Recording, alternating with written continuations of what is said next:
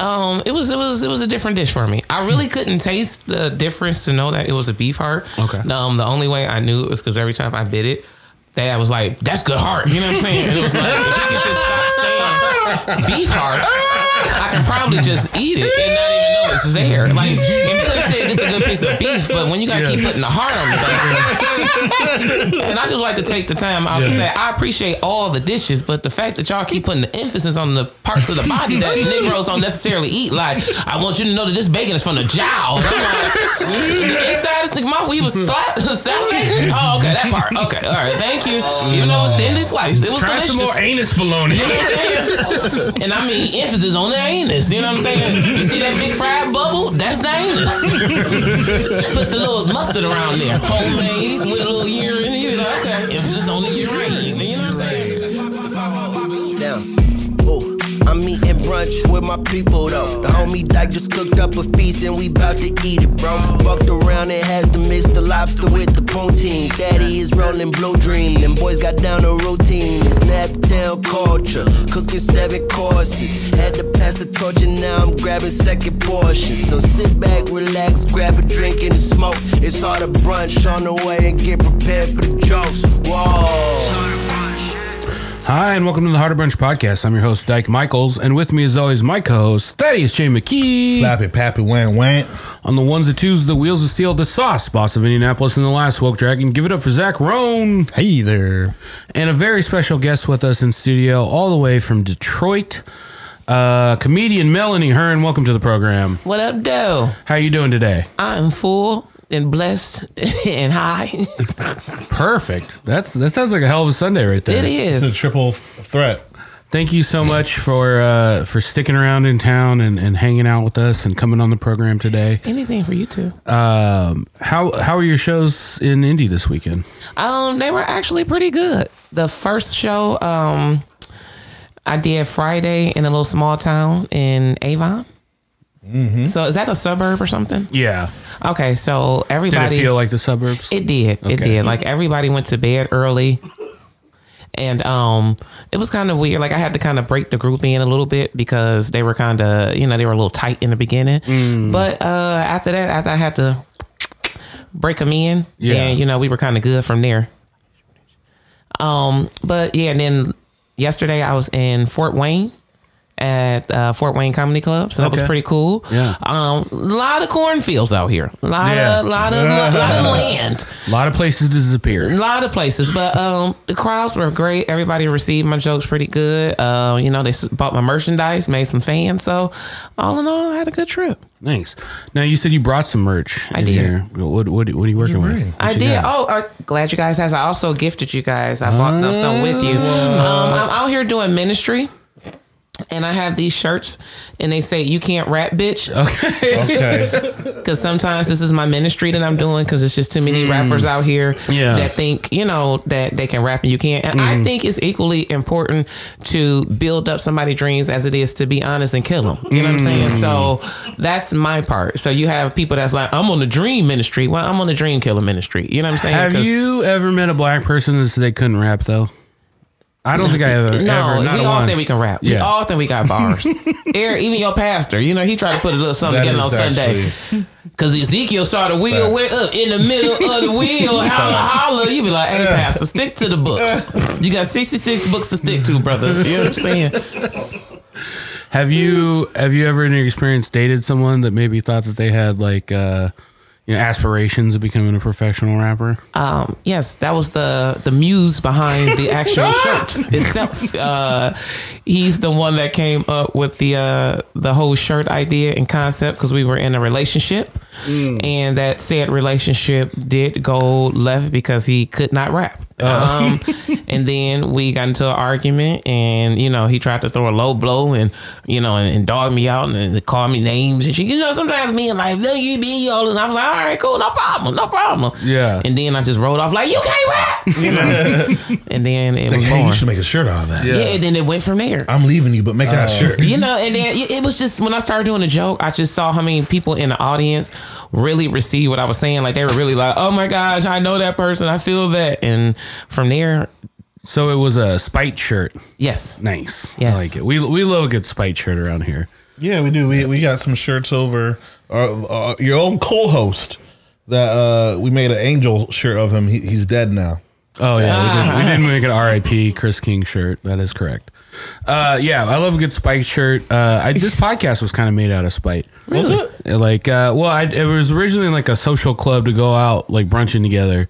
And the first time I went, I got like 10 people, and the second time was like 4, and the third time no one showed up. And then I was like, well, I'll just brunch by myself. I'll just turn my own brunch party. I don't need nobody. And now you got everybody. And that, yeah. See how stuff work? Yeah, it started all from spite. You didn't even need them. Now, are you live up in Detroit, but are you actually in Detroit, or are you from the so where are you from originally? I am from the innards of the murder capital. I am from Detroit, born and raised. You said the innards. The innards of the murder capital. Old you know, Testament. yeah. Born and raised. You know, certain things you see in the murder capital that just lets you know you're from there. You know what I'm saying? Like, now Detroit's gotten better.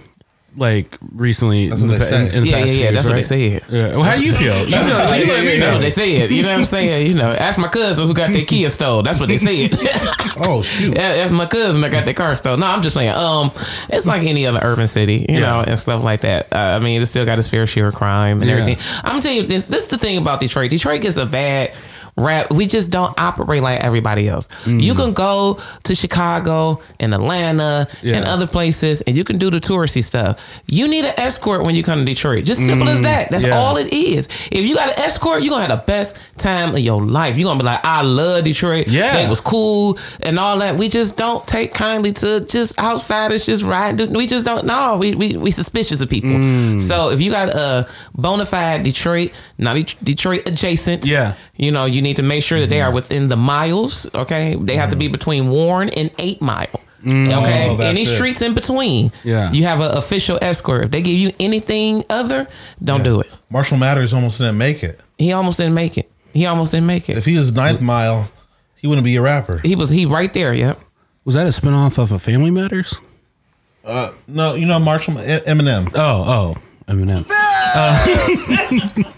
Zach, did you get that reference? Yeah. I think so. Of course you did. I thought it was Marshall Mathers. I'm sorry. I misunderstood. What did I say? I don't know. I'm not sure.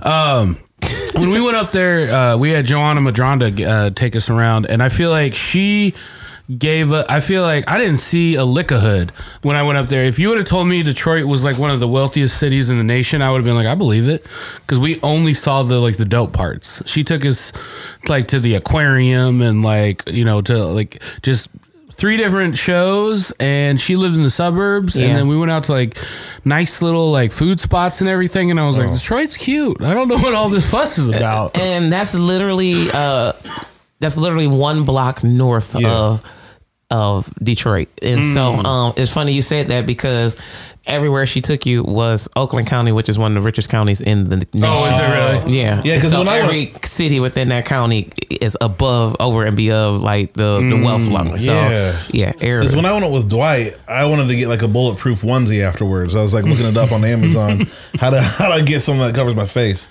Listen, I'm real with it. I used to work at the cemetery. I would have took you to Proof Grave. You know what I'm saying? Listen, if you want to go. Proof Grave? Yeah. He in the wall at Woodlawn Cemetery in Detroit. What a name for a grave. Like, I just you talking about from D12? Yeah.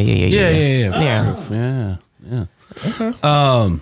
You ain't even go to the right Coney Islands. You know what I'm saying? No, they didn't take like, it was. They went to a Coney Island where it was no bulletproof glass. You know what I'm saying? Like, if there's no bulletproof glass, and the girl behind there like, what you want? And you like, I'm going to somebody else. You know what I'm saying? Like, you don't have time to say in Coney Island. You need to know your order, because you got to get shots, so you got to hurry up and get it out. Chili fried cheese, no cheese on the fried squeeze cheese, and go, bam, I'm out. You know what I'm saying? You ain't got time to be perusing through the menu at 2:00 in the morning. No.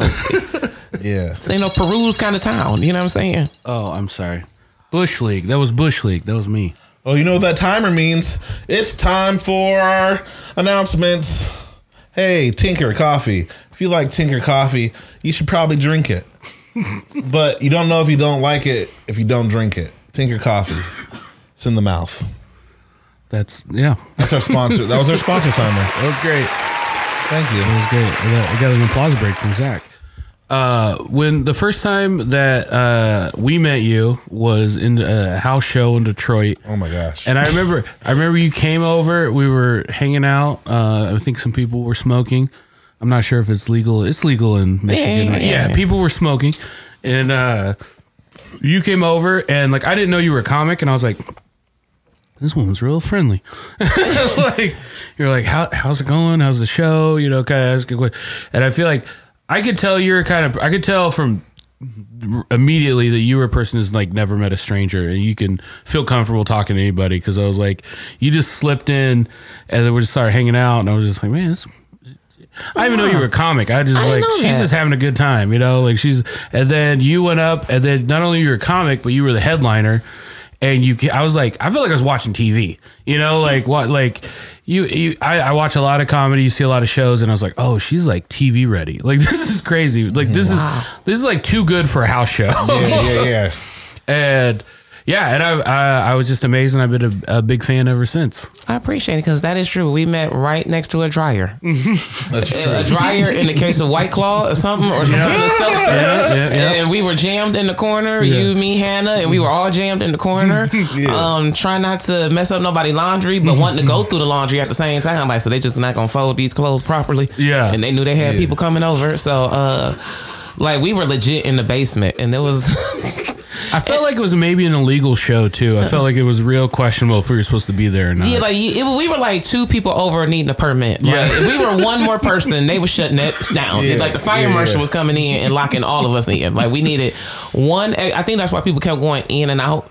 So that way the fire marshal would never just see a whole set of people in there at one time. Yeah, people got a ticket. Like you had a half hour, you had to get out. Yeah, you got to go. Walk back in. And that's what people don't understand as comedians. Like y'all came all the way from Indianapolis and then, you know, y'all like, shoot, we got shows up in Detroit and then you come downstairs and it's a basement. You know what I'm saying? It wasn't even like a finished basement. It was like, when everybody clear this out, we about to come back down here and watch TV. You know what I'm saying? Like it wasn't even like, and I'm not knocking it was just like, oh, this like basement. This not. I'm not gonna lie, I love a good basement show. Yeah. There's something about the crowd was nice. The crowd was nice. The crowd was nice. Every show we did was real interesting because we did like an outdoor bar show the first night, then we did that basement show the second night, and then we did the shipping container show. Oh yeah.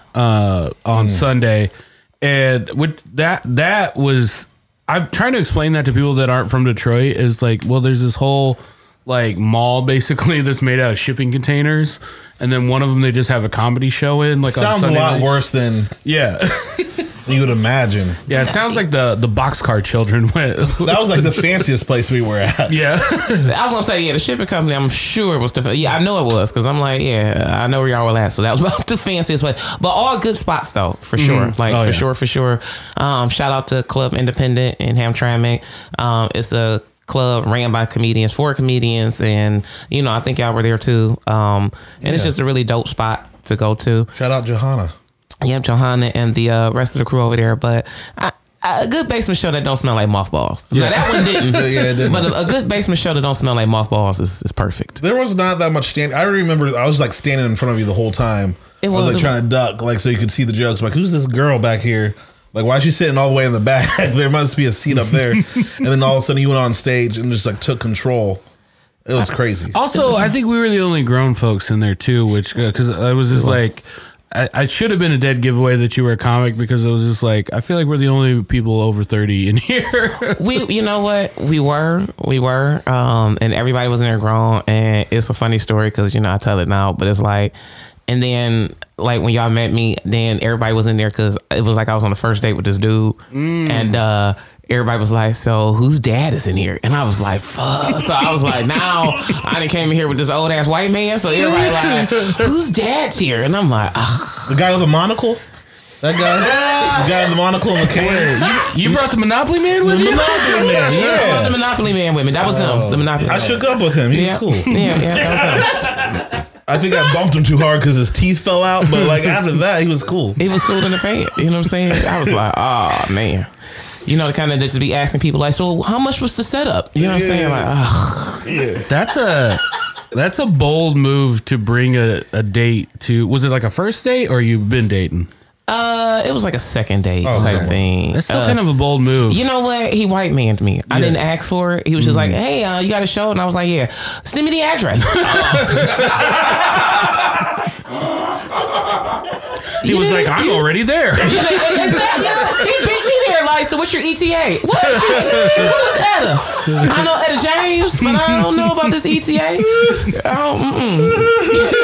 No. He did. He beat me there. Yeah. Well, now, so no wonder you did a good job. You could have to at that point. You're like, oh, man. Oh, yeah, I see what That's why we be having rules. We don't like the hoes at the shows, man. Yeah. No hoes at the show. Yeah. I like a nice escape plan. You know, I feel like you brought sand to the beach is what you did. Yeah. You know, like yeah. I don't like to set myself up like that. I know, because when you mess up, then it's like an awkward. You know, like I thought you was better than that. You'd be like, Have you ever bombed in front of a date, Thad? No. No. I'm sorry. I wish I had like a good story about it. I remember. I brought like girls to a show and they were like loud. Yeah, Kind of like you have before. Yeah. I think we've all done that. Oh. Like where you're like, I'm not with her. Like she's being too loud. Like, yeah. Trying to represent. I'm like, this is not I had to leave a show at Helium one time because I brought a chick in and I didn't realize she was drunk. And then we got in for free and then she started like low grade heckling. And I was like, "What are you doing? Like, you can't do this. You're gonna get me in trouble." That's why we don't be right, because they be like, "You can't embarrass me." That's why I wanted to rule you, but like, hey, are you gonna embarrass me? Yeah. Okay, if you're gonna embarrass me, you ain't coming. They always promise they won't. Yeah. Like, you know what I mean? And I think I'm gullible. I'm like, oh, you're not gonna say anything? This is gonna be good. Well, I was new in the game too, and so I was just like, you can't fuck this up for me. I had to walk out of Dave Attell. I had to like walk out and even get to watch him. Because I was like, she was about to take the whole show down with her. Like she was like, you would have been done. Yeah, she was on. Yeah, I was like, I don't. Terrorist. Yeah, she was gonna fuck up the show and then get herself roasted and then get me roasted. You would have been done. And I was just like, no, I had to toss her in an Uber and get out of there. I did that to people. I walked away from people. Yeah, I did it. You're not gonna embarrass me like that. No, I did it. I don't embarrass very easily, but other people can embarrass me. Or it's where you're at. Like I had some people came to see me at a comedy show and they got drunk and didn't want to pay the staff and all that stuff. And I was at the Comedy Store and one of my friends was like, "You better walk away. Act like you don't know them." And I was like, I walked dead away. I went on the parking lot. They all texting and calling. "Where you?" I left. I'm gone. I ain't even about to stick around for this one. Because all it takes is one thing for people like, oh, they all together. Yeah. We are not all together. Nope. I'm going Harlem Nights on you. Do you know him? No, we are not. She'd be like, why? Because we're black? I don't know them. I don't know them. I might look at you like, I'm black. What? News to me. The news to me. That's what they say. What do you think is worse, bombing in front of someone you like or someone that's your friends and family? There's always you've walked in at a couple unfortunate moments and like there's such a delight on your face, but it's a very it's like watching your brother get in trouble. You know what I'm saying? It's like watching your brother get scolded by your parents. It's like, it's fun and funny, you know, and you would do the same thing if the roles were reversed. Yeah. So I think there is more of a comfortability with that. There is a thing about strangers. I never want anyone that I like to I never want a girl that I think's cute to watch me bomb. Like that's so rough. I'm sorry. I'm still laughing at the time we went to Atlanta and there was like maybe 12 people in the room, half paying attention. And there's 12. There was 6 people in that room. Okay. Maybe. I look at the glass half full. We left a show to double dip to go to this mic, and we left like this bougie restaurant show downtown Memphis. Mm-hmm. We go to this after hours black owned pizzeria. They were having an open mic, and we walked in, and the first room's popping, and everyone's having a good time. I was like, "Oh man, this is a fun like party atmosphere. This is cool." And then we saw the comedy room, and it was 6 people in there. There was a guy on stage eating shit, and I was just like, we looked at each other like we both knew like we're not doing this, you know, like there's no reason to. And then the host came out, is like, "Oh, young brothers from Indianapolis. Oh, we got space for you." We're like, "No, it's cool, man. It's cool. We don't have to go up. Like it's fine." There's nobody in there. He's like, no, we'll get you up. We'll get you each 10 minutes. And I went up, and I just remember these two women were sitting in there. You know, black women have this look that they know every bad thing you've ever done, you know? And it was just this look of like, you ain't shit. You ain't never going to be shit. And so I did not start off with a lot of confidence. At all. And I'm like, I'm into like my first couple jokes, and I have this act out. And like I knew it was coming, and Thad knew it was coming, and we made eye contact. And it was like we had this whole like telepathic conversation where he was like, "You're not gonna do the act out, are you?" And I was like, "Oh shit, I have to do the act out." And he was like, "What you gonna do?" And I was like, "I guess I'm doing the act out." And then I just did it half-assed, and I felt so dirty. I was so uncomfortable because when he started that joke, I knew how he had to end it. I'm just like, had my hands on my head. I'm like, oh, he's gonna do this, and I'm looking at him, and he just starts fake humping the air, and like you hear this lady in the background. Oh no! Oh hell no! When you start hearing people praying out loud to your act out, then there's something wrong. Oh, you had to commit to the bit. I had to commit. Yeah, it was rough. It was a rough set. And you halfway committed too. And then I did. You didn't do the full thing. He's like, with a tear down his face. I did it. Yeah, it was. But I was ashamed. I was ashamed of myself. And we still got paid too. It's one of those places where they sold like the weed lemonade. Oh yeah, it was wild. Like we both bombed, and then they just dapped us up with like handfuls of cash. I was like, this is the wildest mic I've ever been. It was pretty wild. It was pretty wild. It was the most we got paid in Memphis. It was the most we got paid in Memphis. Why? And that's what Memphis is about: making easy money, pimping hoes and style. That's you got Memphis. I guess. I learned a lot. Yeah, it was a fun experience minus the comedy. Like we did not have to perform there. Oh, that just made my heart hurt for you. I'm going to tell myself that place was weird because they were selling weed lemonade, and I was like, "Oh, I'm in Memphis. I'm going to buy a joint. Like, is there anywhere I could get weed?" And the guy's like, "I got you. Come in here, brother." And he took me in to this bathroom. I'm like, "Why were you taking me into a bathroom to sell weed when they're selling weed lemonade at the stand?" I was like, what is he going to do to me in here? He's like, he starts telling me all about this stuff. I'm like, I don't think we need to be in the bathroom right now. I think we could have done this outside on the street. Because this is not working. I was like, I need a cop. I need a cop for this transaction. Yeah. I'm scared. I need extra security for this one. I've never heard of weed lemonade. You keep saying that like that's a standard thing. Yeah, infused. I feel like that's an underground thing. Like there was like a lot of like black shows I made where like somebody just made like a big Gatorade thing full of like THC lemonade or something and was just selling it by the cup.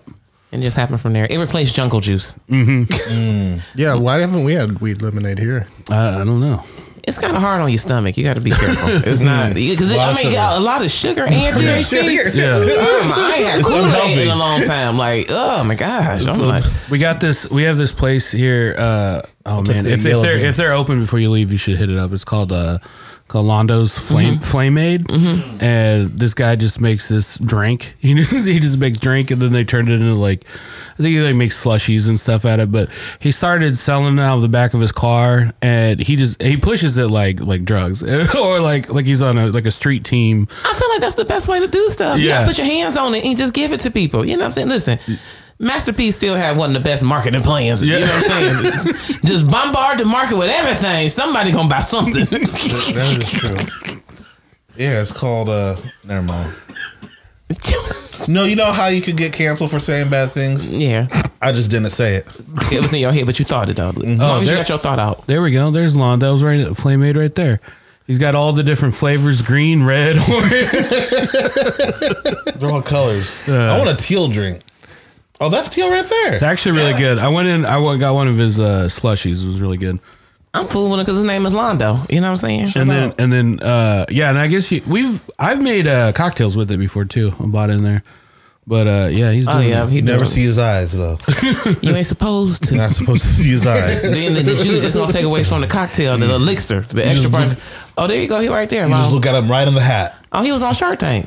Oh, the kids is drinking it. He's trying to get on Shark Tank. If kids can drink it, it must be safe. I feel like the sharks would be like, so this is sugar water. How can you patent this? I want to see that on Shark Tank. Coca-Cola did it. I would. Well, it's time for our Smoking Goose brunch breakdown. Zach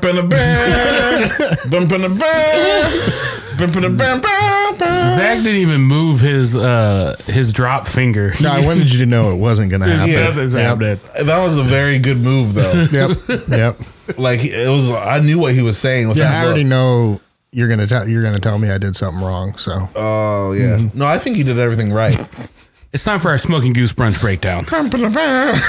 Today's theme was black comedians. We called it dark comedy. Wait, who came up with the darky comedy? I don't like that. I mean, no one said that. You said that. Dark comedy? Yeah, there was no IE on that.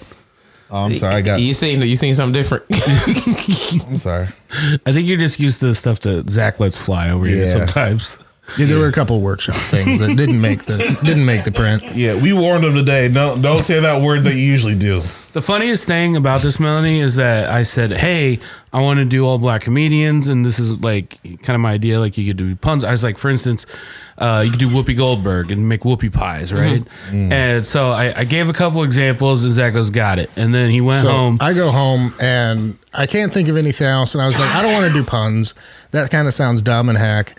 So I was like, I started looking up people, and I was like, I'm gonna look up people, and I remembered Whoopi, but I forget what he said. So I just started looking up like black people and like foods that they made.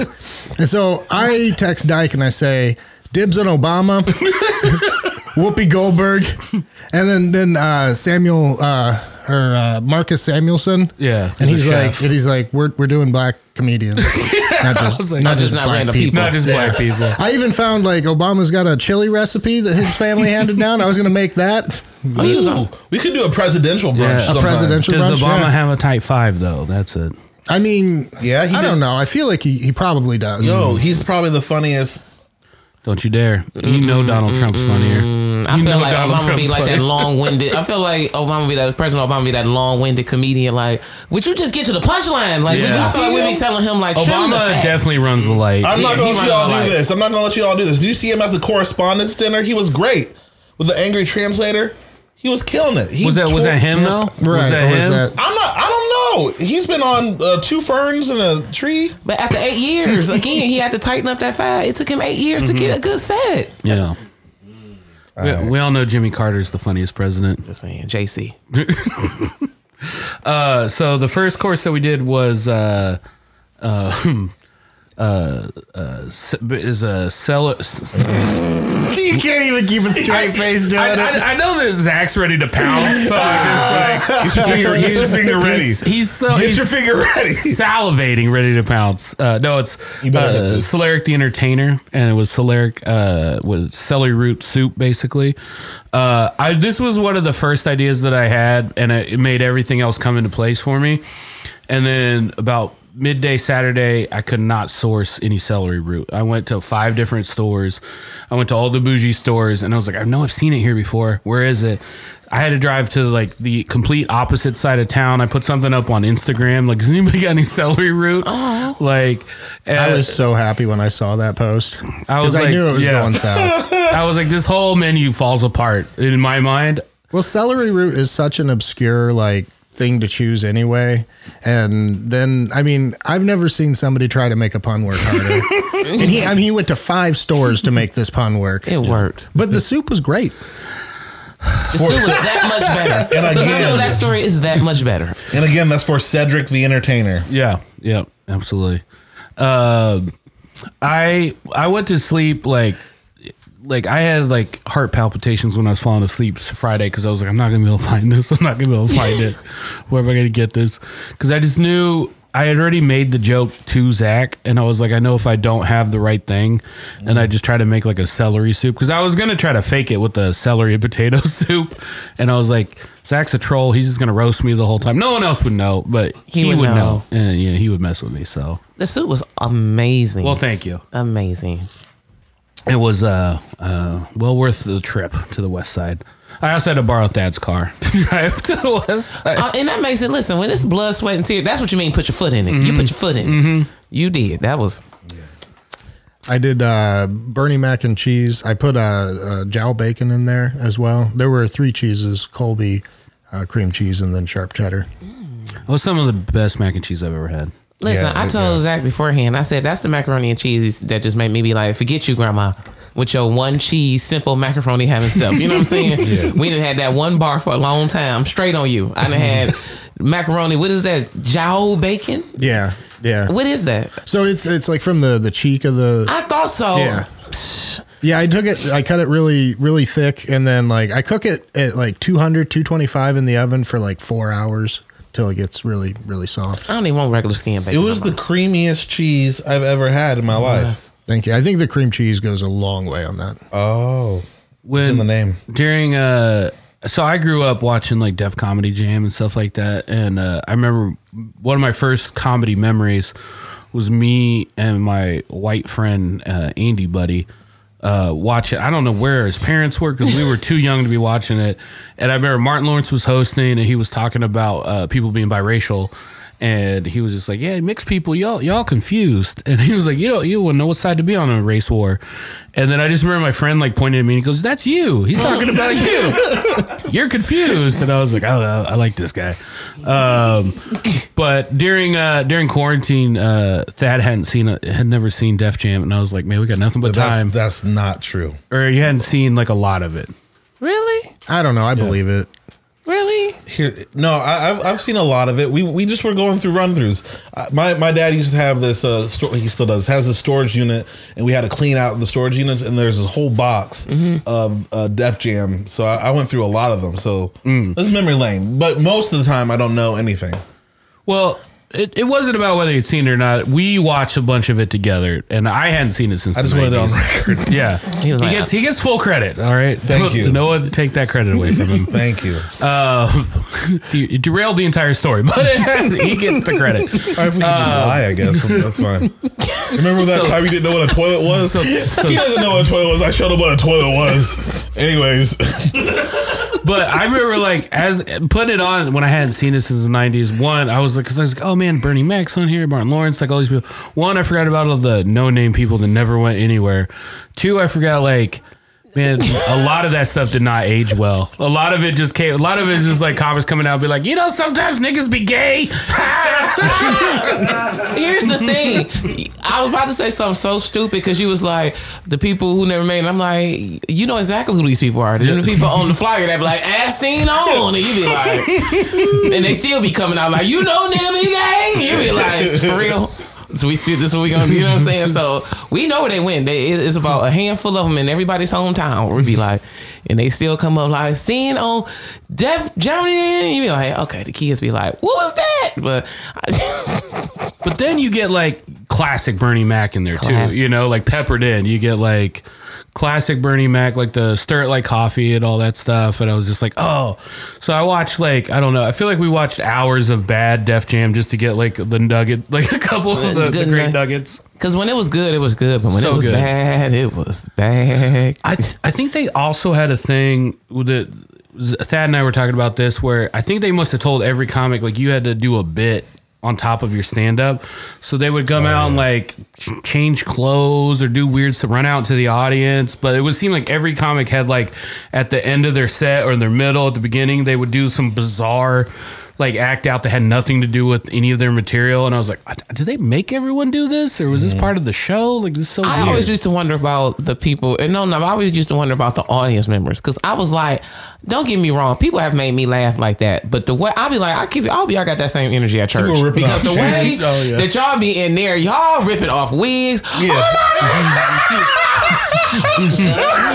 They in there like, people rip off wigs. Then I'm like, for real, you got it for real, like, you know what I'm saying? And I was like, I ain't never like, okay. I want to do a commercial for all the stools that were humped by comedians. It's like, if you were a stool in the 90s, you may be entitled to some money.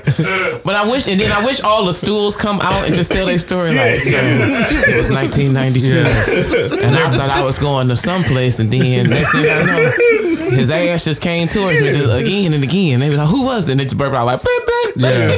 You know what I'm saying? The stool's face is blurred out. Or then the stool got scratches on it from when he was going too hard. Like, you see what he did to my face? It's just panning on the bottom of the stool.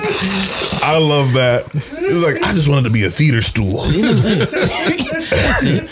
I just wanted to be in the orchestra. You know what I'm saying? I just wanted to be at the symphony. And then Martin Lawrence pulled me into his office. He said, if you want to make it in comedy, He said, I'm going to sit on your face. Let me sit on your face. Let's take a quick commercial break on that note, and we'll be right back with the rest of our brunch list. Hey, welcome back. We're going through our Smoking Goose brunch breakdown, and the next item up was the Kevin Hart tacos made with beef heart and chorizo. So good. That was also a fun one too, because I was just like, Thad brought a beef heart home, and he was like, I don't know, you do something with it. And I was like, well, yeah, we'll figure that out. And then when I was thinking about black comedians, I was like, oh, heart, it's right there in the name. Oh, I got it in the freezer. Okay, yeah, I got that. And I had the first two just came instantly to me, and I was just like, all right, I got this. And then it turned out pretty well. I didn't want to go just heart for the meat, for the protein. I felt like that might have. Like, I didn't know how adventurous of an eater you were. You said you didn't have any food allergies and you seemed pretty cool, but I was like, I don't know where she's at with that. It was a different dish for me. I really couldn't taste the difference to know that it was a beef heart. Okay. The only way I knew it was because every time I bit it, Dad was like, "That's good heart." You know what I'm saying? And it was like, if you could just stop saying beef heart, I can probably just eat it and not even know it's there. Like, if you could have said this is a good piece of beef, but when you gotta keep putting the heart on the back, and I just like to take the time out to say I appreciate all the dishes, but the fact that y'all keep putting the emphasis on the parts of the body that Negroes don't necessarily eat, like, I want you to know that this bacon is from the jowl. And I'm like, the inside is the mouth where he was salivating. Oh, okay, that part. Okay, all right, thank you. Even though it was thinly sliced, it was Try delicious. some more anus bologna. You know what I'm saying? And I mean, emphasis on the anus. You know what I'm saying? You see that big fried bubble? That's the anus. Put the little mustard around there, homemade with a little urine. He was like, okay, emphasis on the urine. You know what I'm saying? So, but it was delicious. But yeah, he just kept like, cause the heart. You know what I'm saying? And then you was yelling off the bat like, then you can get all that iron and taste the iron. And I'm like, okay, thank you. So all the visual. I wonder, do you have any mead after this? I'm like a Viking. Game of Thrones. That's why I think I went like 70% chorizo, you know, and I was just like, the heart's in there. It was there. It was a heart in the house. Yeah, I didn't want it to be overwhelming for anybody. And I think that was a good mix. Like, I would make that again, like, as a dish. And then the next one was the chicken fricassee, which was Richard Pryor's Flaming Chicken.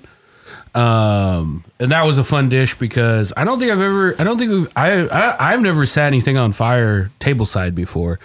So I was like really, really hoping I didn't set you on fire when I was doing that. I was like, I'd be real careful. And my lashes, because they was just like, I said, let me back up my lashes. That'd been bad. Well, we were testing it in the back, and it was kind of hard to see the flame at first. And Zach was like, "Yeah, this isn't working. We need to get a different spirit." And I was like, "I think it's on fire." And then when I poured it, it just shot up everywhere. And I was like, "Oh, it's definitely on fire. It's definitely working." It was very cool to watch aesthetically. Like, I've never had anybody like outside of like my Greek opa cheese that they bring to the table. But just to have like some hot chicken on fire, you know what I'm saying? On top of it, like that was dope. It was very delicious. Did you feel the heat from the chicken? I did. Okay. It was a little spicy, but it was good. No, I meant like the fire. Oh, no. I didn't feel like, like I couldn't feel it. I was trying to get back. I didn't want my lashes. All right. No, hell no. I was like, I see it, but let me take a picture. You know what I'm saying? But my lashes. It would be real ironic if, in making fun of Richard Pryor setting himself on fire, I set a comedian on fire. That would be, first of all, that would be viral. If you would just do the side by side of him, you know what I'm saying? And especially if it was like the tips of my nails, and then my nails was on fire, I would like a flamethrower. That would be tough though. Like if like she made it right after that. Yeah. And like she'd kind of have to owe you. Oh, if that launched her into superstardom. Like Fireface? Well, you could. On Fireface. Yeah, Oh, you the one that was on fire on TikTok? Have Alicia Keys. This girl's on fire behind you. Oh shoot! You know what I'm saying? Listen, And you'd have to give him a check too. I would. Begrudgingly. I would. I'd just be like, look over here with one of my eyebrows going looking like Fire Marshal Bill. Let me give you a check. Let me tell you something. You rich. I look like Fire Marshal Bill.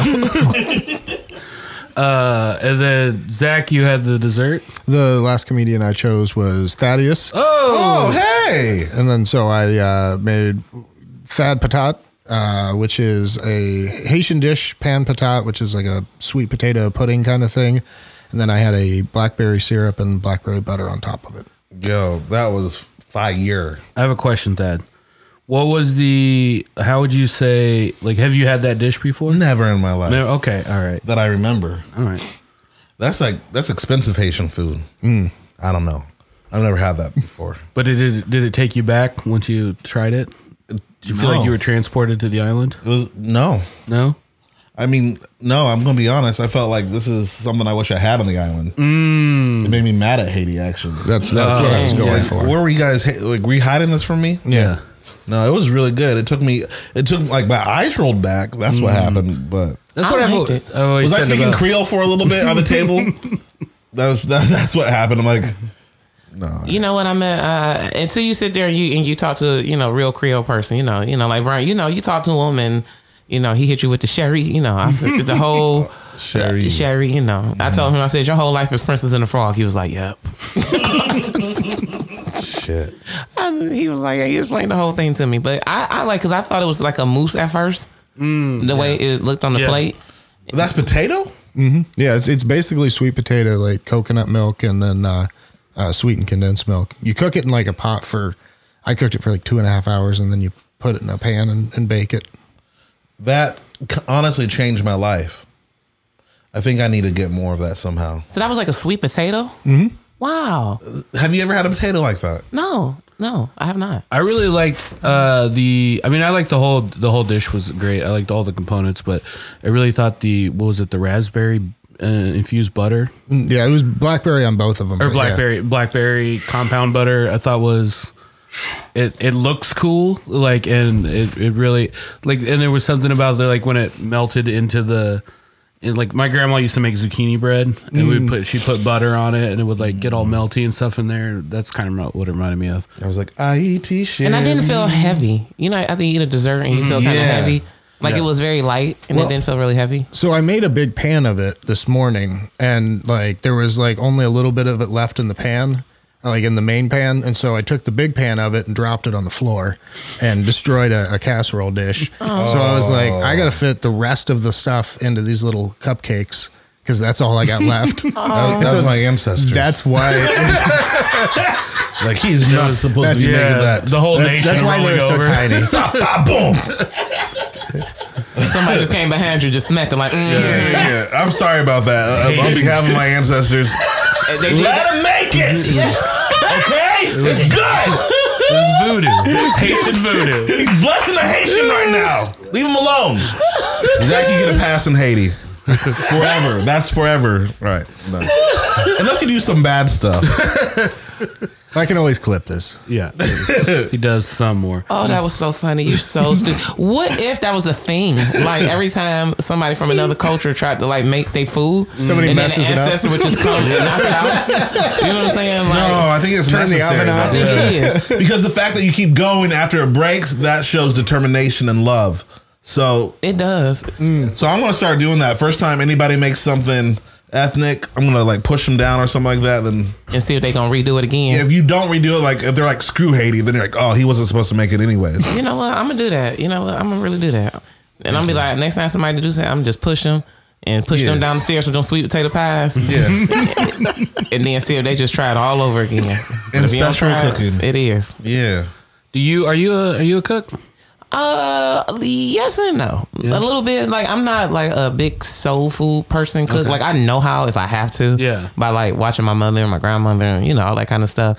I'm still definitely a person that's gonna call my mama like, so how many cups to put with the gravy and how long to make it, and then, you know, so I'm still gonna definitely call. Are you bringing soda to the cookout? What do you do? You bringing chips? You know what? I became the cousin that just worked out, so I'm okay with bringing like wraps. You know what I'm saying? Everybody okay with me. Melanie, make them little turkey wraps you got. So I'll be like, cool, bet. All I gotta make is a tray of sandwich wraps. I'm cool. All you gotta do is work out, and they don't expect nothing from you. You know what I'm saying? Because they be like, she don't eat nothing no way, so I don't really. So they don't expect me to make nothing. So yeah, I just go to all these, about all the lunch meat, all the cheese, and then make all the little sandwich wraps on the spinach or the tomato bread. Yeah. And then cut them in fours, put them on a little thing. Everybody be like, man, I'm in here with the sandwiches, because you already know everybody's food not going to be ready first. Yeah. So then I'm the person with the sandwiches. Oh, and the then pregame. Yeah, or if you get the food. Yeah, you're and first. And the cousin that catered the food ain't all that good. What's left? Sandwiches. And last. Yeah, sandwiches is always First and good. last. First and last. The Alpha man. and Omega. Didn't you go to culinary school though? I did. I was gonna say That's well played. That's well played. That was well played. I did. Listen, it was Votech, but I did. I went to culinary art school. I always laugh because I tell people it was a really good program in Detroit.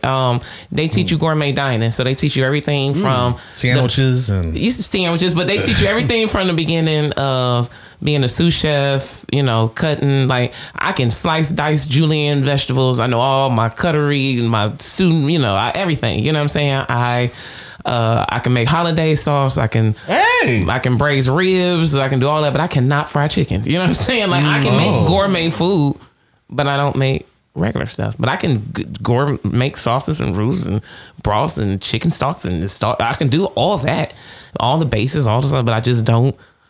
You know, make regular. Now, was that something that you thought was like a career path that you were going to do, and then you just decided it wasn't for you, or what happened with that? No, I got kicked out of my regular school, and then I went to another school, and I didn't like that school. So basically, just imagine getting kicked out of like Sweet Valley High or something, and then you got to go to Lean on Me. You know what I'm saying? Okay. So it was like a real transition. From, you know what I'm saying? Like when I got there, kids was throwing soda machines down the stairs. You know, and I'm all like, "What is this?" You know what I'm saying? Like I'm like, "You did it now, Mel." You know what I'm saying? So did you start at a bougie school though? I mean, it was bougie for Detroit. Like, it was like, this is a school where most people got 2-parent households and, you know, brick houses and stuff. You know what I'm saying? Yeah. And then I went to the other side where it was just like, in the minute building, Joe Clark. You know what I'm saying? It was just like no bullshit. My first day of school, I walked to the counselor's office. I seen a guy get socked and somebody took his glasses, and I just had to politely step over him to go to the counselor's office. And I was like, so y'all just gonna let my man just, like, somebody just socked him and he just was asleep. And everybody just walked over him. you be stepping over bodies. And they just went on, and when he woke up, he just went on about his business. So I just, you know, and so in lieu of me having to stay in that environment for all 7 periods, you had an option to go to Votech. And so I took that option. So from 8 to 12, I did my regular day school. And then from like 1 to 3, you went to Votech and you learned a craft or a trade or something like that. So like automotive, software. Keep a knife on you too. You know what I'm saying? So you got to know your life skills, you know? So I feel like Votech is one of the reasons that I know I graduated from high school, because if I had to just stay in school like that all day, I would have been no. So and it was a good program. Like I said, it taught you, they had an automotive part, computer aided drafting, software, administrative, culinary arts, so kids can actually, you know, learn a craft. And I do have some friends that are chefs now who went through that program, you know, and, you know, they're, or high-end high-end bartenders out in LA, and all, because it taught you gourmet, you know, and it's not just regular, I'm going to Chili's. No, you can make a career in a high-end restaurant and hospitality, you know, and especially like when you get to those bars in those big cities, New York, LA, you know, or even downtown, they grill, you know, you can make money as the bartender. So, and a lot of people don't know that those are still jobs that's for just white guys and white women, you know what I'm saying? So it's not a lot of black women that you see at those sophisticated, you know, it's not, because they don't think they can make the drink, you know what I'm saying? So it taught us, you know, a way to get into another arena. So it was actually pretty dope. That is dope. Does anybody know what gourmet means? Isn't like the translation in French? What is it? I don't know. Casey can look it up for us. Fine dining? Yeah. Gourmet. It has to be 2 words. Gourmand. I know gourmand is someone who cooks food. A connoisseur of good food. That's what it is. A person with discerning palate. Discerning palate. Okay. There it is. All right. So you fancy, huh? French gourmand. No, you were talking about black women in food. I want to kind of ask you about being a black woman in comedy. Mm-hmm. And I hate asking my female friends, like, what's it like? But I feel like there is a much different experience. And one of the things that I hear from the booking side of things is always like, there's not enough I want to put black women on the show. I want to put black. And I'm like, I know a lot of funny black women. I don't think we're at, maybe there's one for every 10 white dudes with beards, but like, you know what I'm saying? It's not like we're at a complete deficit of like hilarious black women. So what's your experience in comedy been like from that angle, I guess? In Michigan and the Midwest, it's definitely a thing with booking, I think sometimes the bookers, they know that they have black funny females, you know what I'm saying? It's just that they cater to their crowd and their audiences. And I think sometimes they're scared to rock the boat based on what they think that their audiences might, and I think they do themselves a disservice because it's like, you don't know what your audience wants until you give it to them sometimes, Yeah. And I think they may have had, one black comic or something and something happened 15 years ago and then they just don't let it go. You know what I'm saying? So for whatever reason, when it comes to black comics and black women, they just don't let it go. Like, because we're the minority in the group, whatever it is that person do, unfortunately, we gonna speak for everybody. You know what I'm saying? There's also a part of it where they want people who are quote unquote safe. You know what I'm saying?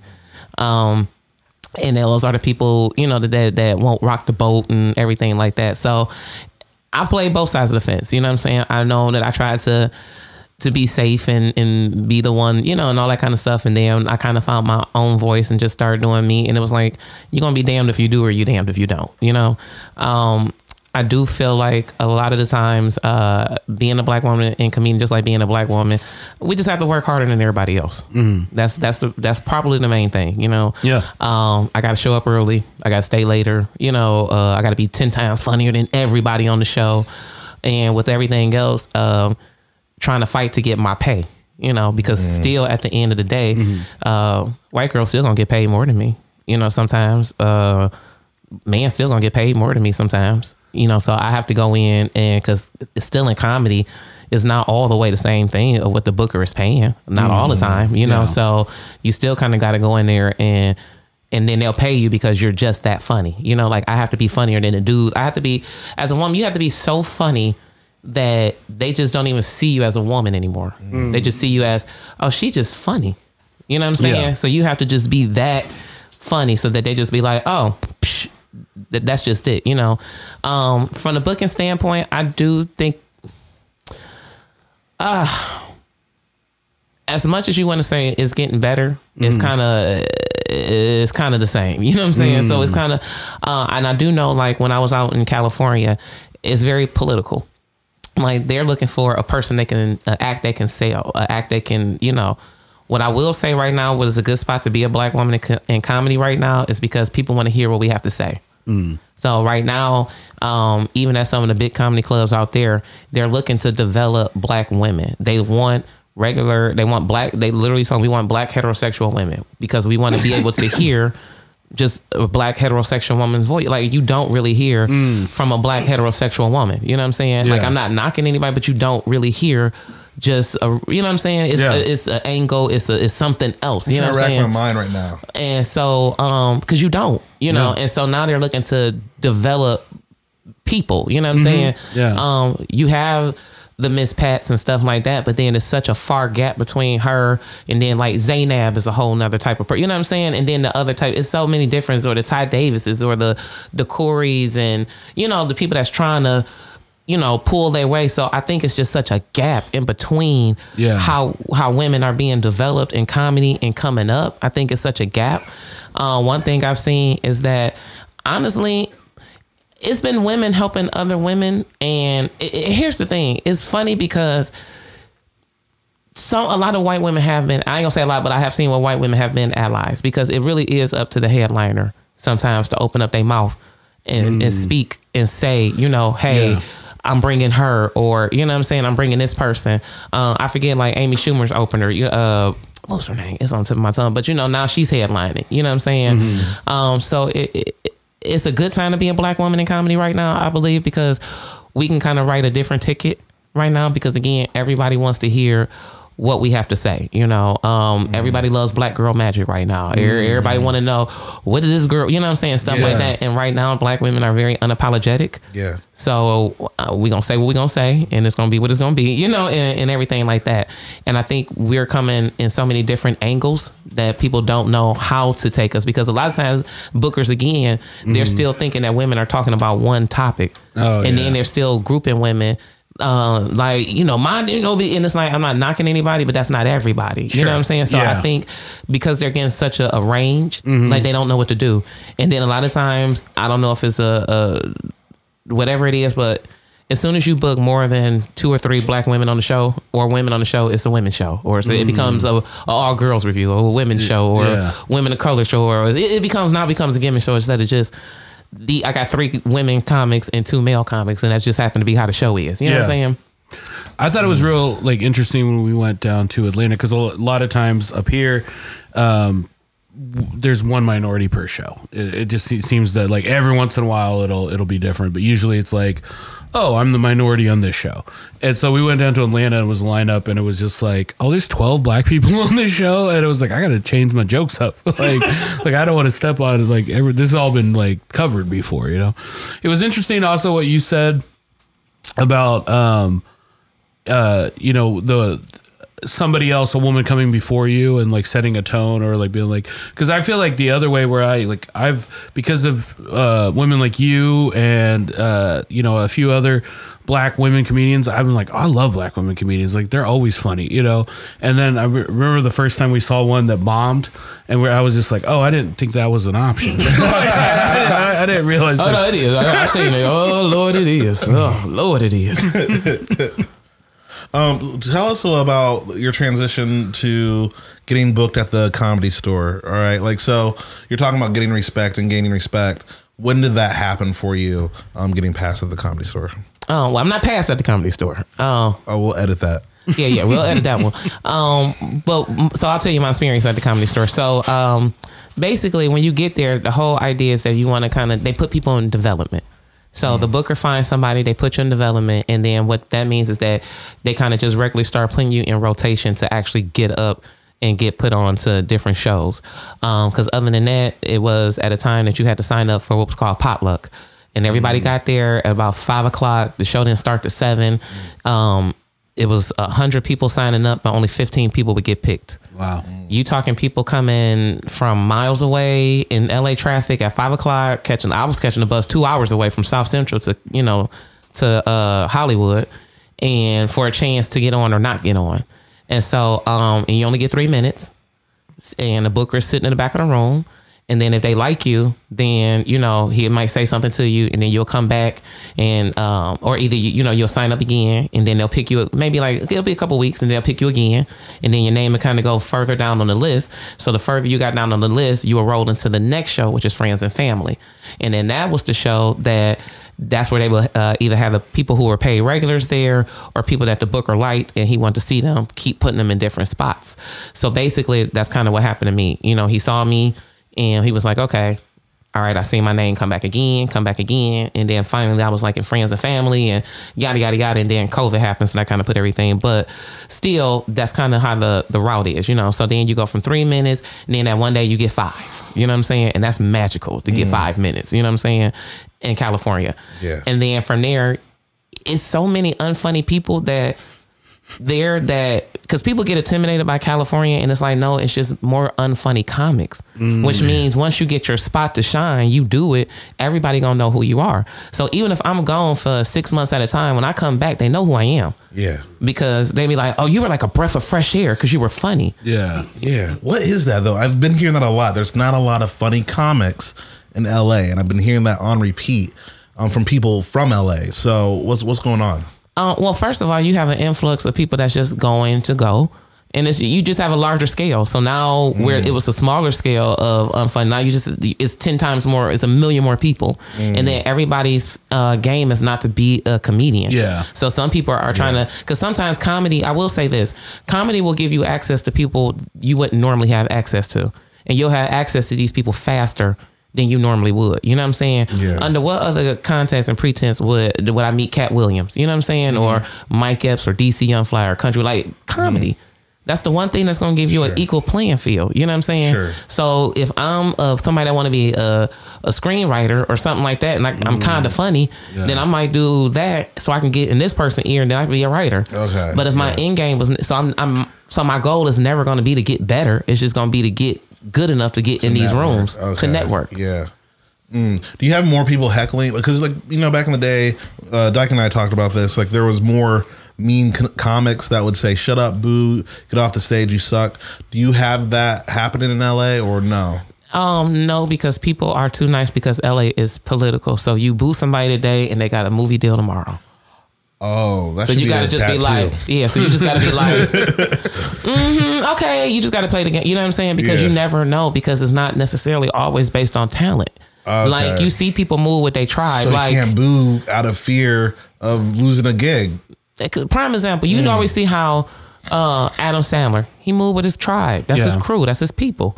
You know what I'm saying? He's going to put the same people in there. Yeah. Everybody ain't got the same money, but everybody his boy, he going to make sure they working. Yeah. Will Ferrell, he had a crew. You know, they going to move with their crew. Yeah. You know, so Vince Vaughn, they got a crew. Yeah. So whoever because that's the person you went through the trenches with. That's the person that took you on rides. That's the person who couch you slept on. So they ain't necessarily funniest, but they held me down. So when I get on, I owed him. You know what I'm saying? He held me down. Man. All right. So it's political. It's so much. The boo game is up for me. I always wanted to be able just to do one boo. Because, I've sitting through a lot of open mics where I just wanted to boo and tell the truth. Yeah. And I know I've been there. I probably deserve to get booed at one point. I think we need to get back to it on the local scene. Absolutely. I think on the local scene, we definitely need to go back to booing Negroes. We definitely need to go back to some my friends. We had an open mic in Easton doing in Detroit called The Jingle, and they did it years before then. And you need to go back to jingling keys and just telling people they not funny. Because sometimes you got to learn. Yeah. You got to learn. Like this, like comedy. People think this is not a nice business. This is not stand-up slapstick. This is not stand-up warm. This is stand-up comedy. This is not stand-up punchline. This ain't stand-up premise. This is stand-up comedy. No, this is not stand-up premise. Oh, I would have got you know what I'm saying? Oh, I've seen a lot of that. Yeah, this is you just got a thought and be like, yeah.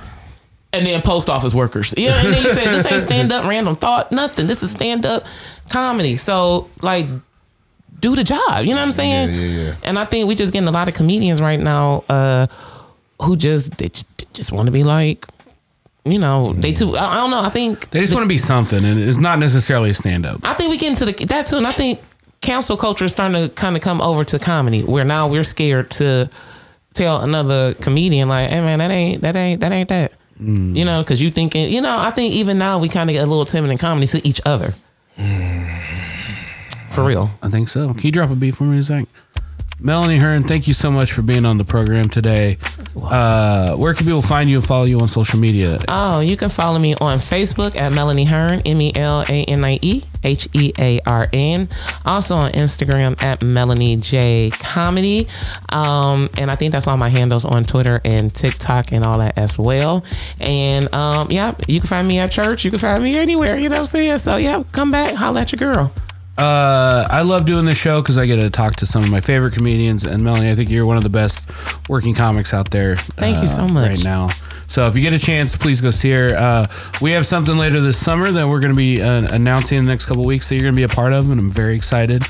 Thaddeus J. You can find me at Thad McKee or at Bring Back the Boo. It's a charity, so stay tuned.